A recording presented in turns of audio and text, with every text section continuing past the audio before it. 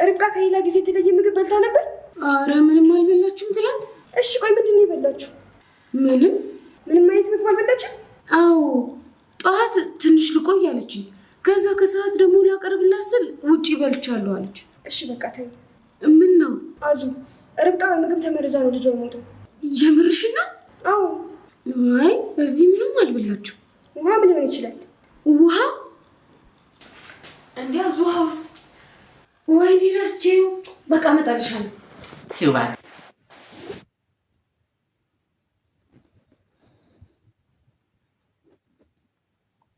በመጨረሻም እንግዲህ የርብቃ ልጅ ሞተ ማለት ነው። በጣም ነው የሚያስጠላው። ሰላም እንዴት ናችሁ? ውድ የርብቃ ድራማ ቤተሰቦች እንኳን ወደ ቻናሌ በሰላም መጣችሁ። እንግዲህ ርብቃ ሁላችንም ተይ ተጠንቀቂ እያልን እንደውም ኮሜንት ላይ የአንቺ ሞኝነት በጣም በዛ እያልን ነበረ። ነገር ግን አሁን ላይ በጣም በሚያሳዝን ሁኔታ ርብቃ ችግሮች በጣም እየተደራረቡባት ነው። ሁሉም ችግር እሷ ላይ ነው እያለፈ ያለው። በጣም ነው የምታሳዝነው። የአሁኑ ልብ ስብራት ግን እውነት ይቅር የማይባል ነው ያደረገው። እዩ ምን አይነት ሰይጣናዊ አስተሳሰብ እንዳሰበ አላውቅም። በጣም ክፉ ሰው ነው እውነት ለመናገር ከሆነ። በዚህ መጠን ርብቃ ምን ብታደርገው ነው? እሷ በጣም የዋህ ልብና መልካም ሴት ናት። ለሱ ያላት ክብር የአቤል ወንድም ስለሆነ ብቻ እንዴት እንደምታከብረው ማለት ነው። እና እንዴት እንደዚህ ያደርጋል? ልክ እኮ የአባትና የእናት ገዳይ እኮ ነው ያደረጋት። እንዴት እንደዚህ ያደርጋል? በጣም ነው የሚያሳፍረው እውነት። እና ርብቃ ልቧ ስብር ነው ያለው። የምሬ ነው የምላችሁ። ከዚህ በኋላ የሰውን ልጅ በፍጹም የምታምን አይመስለኝም። እውነት ሁላችንም በህልሟ የሆነ ቅዠት እንጂ እንደዚህ የምር ፍትሃዊ አይደለም። ሲጀመርም ማለት ሌላ ነገር ልትጎዳ ትችላለች ምናምን፣ ግን በዚህ መጠን የልጇን ነፍስ እስከ መንጠቅ ድረስ ምንድነው ያገኘችው ጥቅም? እውነቴን ነው የምላችሁ። እሷ ከአቤል እኮ ያገኘችው ጥቅም የለም። አቤልን ወደ ህይወቱ ስትመጣ ጀምሮ እየተሰቃየች ነበር እና እዚህ ላይ ግን በጣም ነው የሚያስጠላው። እንዴት እንደሆነ አላውቅም። ብቻ እኔ እንደዚህ በፍጹም ልጠብቅም ልገምትም አልችልም። ነገር ግን እንግዲህ ያየነው ነገር በክፍል 28 ላይ ርብቃ መድኃኒት ስትወስድ እዩ መድኃኒቱን ጨምሮ ሲሰጣት በህልሟ መስሎን ነበርና እያሰበችው ወይም ደግሞ እየታያት ነው ትጠነቀቃለች ብለን ነበር ሁላችንም። እና እንግዲህ እዩ ያንን ውሃ ከሰጣት በኋላ ጠጥታው ገና ክላስ እንኳን አልገባችም። በሩን እንደያዘችው ነበረ ልጇን ያጣችው እና በጣም ነው የሚያሳዝነው። ርብቃ ግን እስካሁን ልጇን ማን እንደገደለባት ማወቅ አልቻለችም። እንዴት እንደረሳችው እንዴት እንዳላስታወሰች አላውቅም እንጂ የጠጣችውን ውሃ እንኳን ብታስታውስ ጥሩ ነበረ።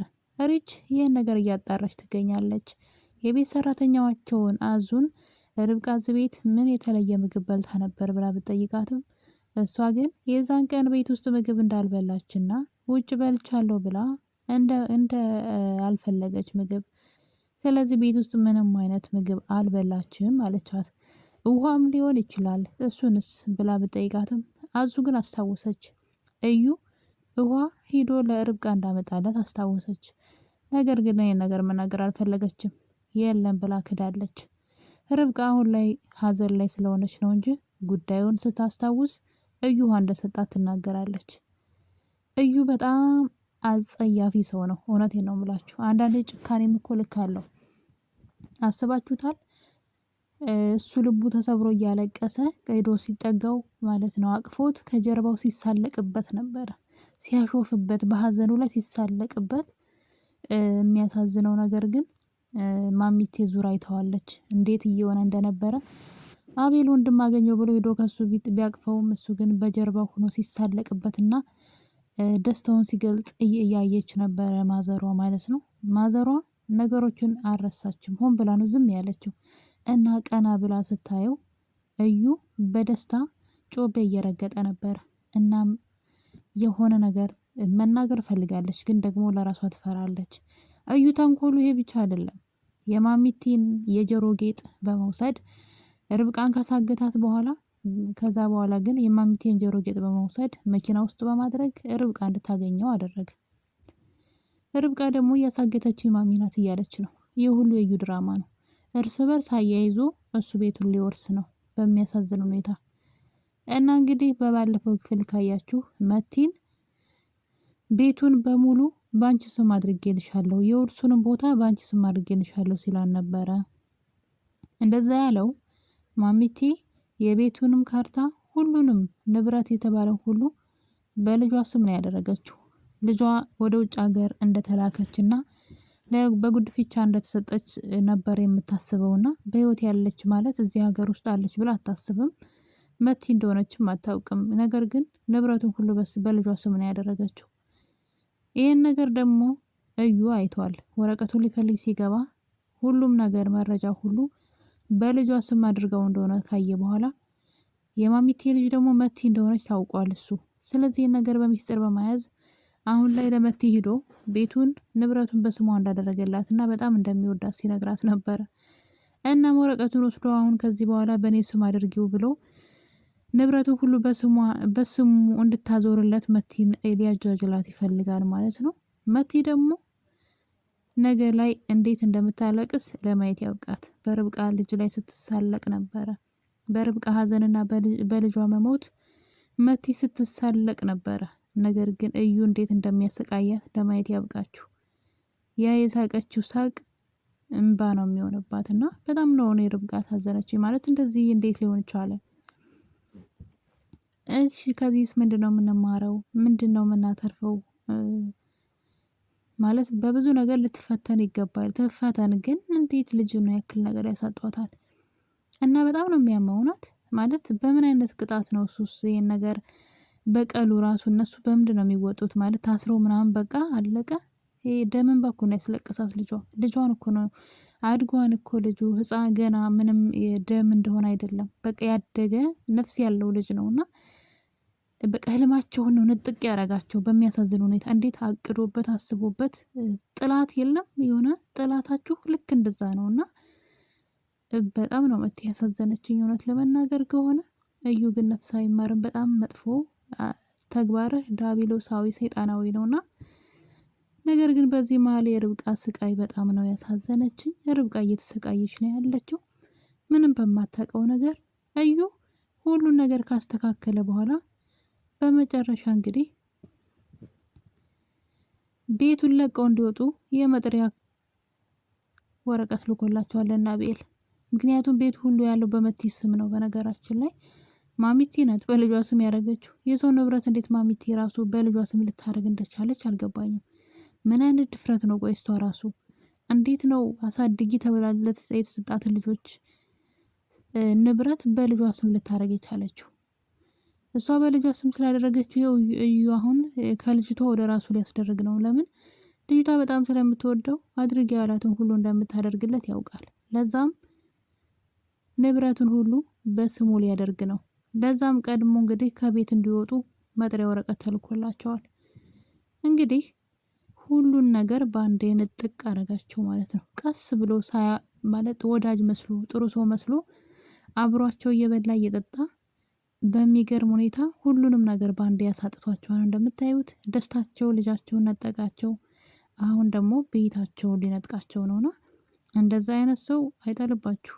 እኔ ምን አይነት አስተሳሰብ ቢኖረው ነው?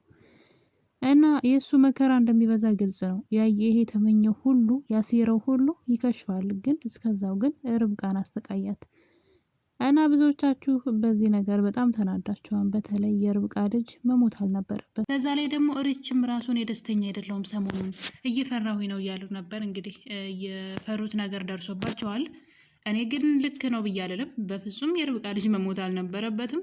በጣም ነው የሚያስጠላ እውነት ለመናገር ከሆነ። የዩ ደግሞ የክፋት መጨረሻ በጣም ያሳፍራል። እናም እንግዲህ እዩ እዛ ቤት ድራማውን እየሰራ ነው። አሁን ላይ ተጠርጣሪዋን ማሚቲ እንድትሆን ሆን ብሎ የማሚቲን የጆሮ ጌጥ እንግዲህ መኪና ውስጥ አስቀምጦ ርብቃ ካገኘችው በኋላ የማንነቱን ስታጣራ የማሚቲ ሆኖ ተገኝቷል። እዩ ደግሞ እንግዲህ እዛ የማሚቲ ክላስ ውስጥ ማለት ነው ገብቶ የውርሱን ወረቀቶች ሁሉ አይቶ ነበረ። ማሚቴ ምን አስባ እንደሆነ አላውቅም። አንድም ነገር በአቤልና በርብቃ መካከል በአቤልና በርብቃ የሆነ ምንም አይነት ገንዘብ የለም። ሁሉም ንብረት በልጇ ስም ነው ያደረገችው። እዩ ደግሞ ልጅቷን በደንብ መቲን በመቅረብ ማለት ነው መቲ ጋር ያለውን ንብረት ወደ ራሱ ለማዞር እየጣረ ነበረ። እናም እንግዲህ እንደተፈራውም ቤት ማስወጫ ወረቀት ልኮላቸዋል። አያችሁ በአንዴ ሁሉ ነገር ሲያሳጣቸው እኔ ያለውኝ መቼም እናንተ ቤተሰብ አትመሰርቱ ደስተኛ አትሆኑም ሲል ነበረ። እንግዲህ ለጊዜውም ቢሆን ያሰበው እየተሳካለት ነው። እንደምታዩት ከቤት በአንድ ጊዜ ሊያስወጣቸው ነው። ልጃቸውን አሳጥቶ ደስታቸውን ነጠቃቸው። አሁን ደግሞ ቤቱን ደግሞ ሊያስለቅቃቸው ነው። በነገራችን ላይ ይህን ነገር እዩ እንዳደረገው ማሚቴ አይታለች። ለምን አቤል እያለቀሰ እዩ አቀፈውና ከኋላው እየሳቀበት የተሳለቀበት ነበረ። ማሚቴ ይህን ነገር በደንብ አይታለች። ማን ይሄን ነገር እንዳደረገው ማውቃለች። ስለዚህ አንዴ ብቻ ማሚቴ ማውራት ትጀምር እንጂ እዩ እንዳደረገው በቀላሉ ይታወቃል ማለት ነው።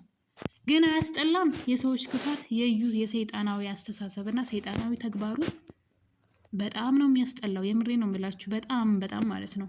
ርብቃ እንደዛ ልጇን ተስፍስፍ እያለች እያለቀሰች፣ እሱ ግን ሲስቅባት ነበረ፣ ሲሳለቅባት ነበረ፣ ሰራውልሽ እያለ ማለት ነው። እና እንደዚህ አይነት ሰዎች አወዳደቃቸው ራሱ በጣም የከፋ ነው የሚሆነው። ማለት አንዳንዴ የሆነ ነገር ፈልገን ለምንፈልገው ነገር እንደው እስኪ ዋጋ ከፈልን እንበል፣ ወይ የሆነ ጥፋት እናጥፋ።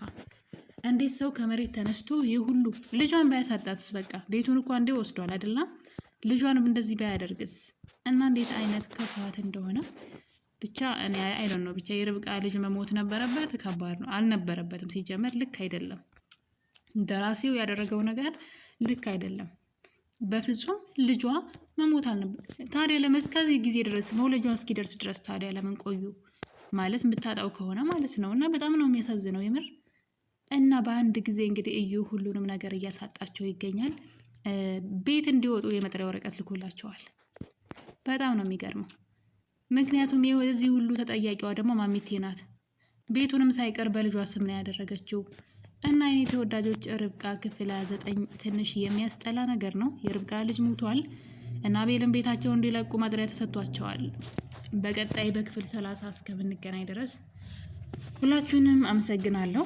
ይህን ቪዲዮ እስከ መጨረሻው በማየት ብትተባበሩኝ የኔ ተወዳጆች ሰዓት እንዲሞላልኝ ማለት ነው። ሼር እና ላይክ ደግሞ አድርጉ። ሀሳብ አስተያየታችሁን ኮሜንት ላይ ያስቀምጡልኝ። ሁላችሁንም ወዳችኋለሁ። በሌላ ቪዲዮ እስከምንገናኝ ድረስ ቸር ቆዩልኝ።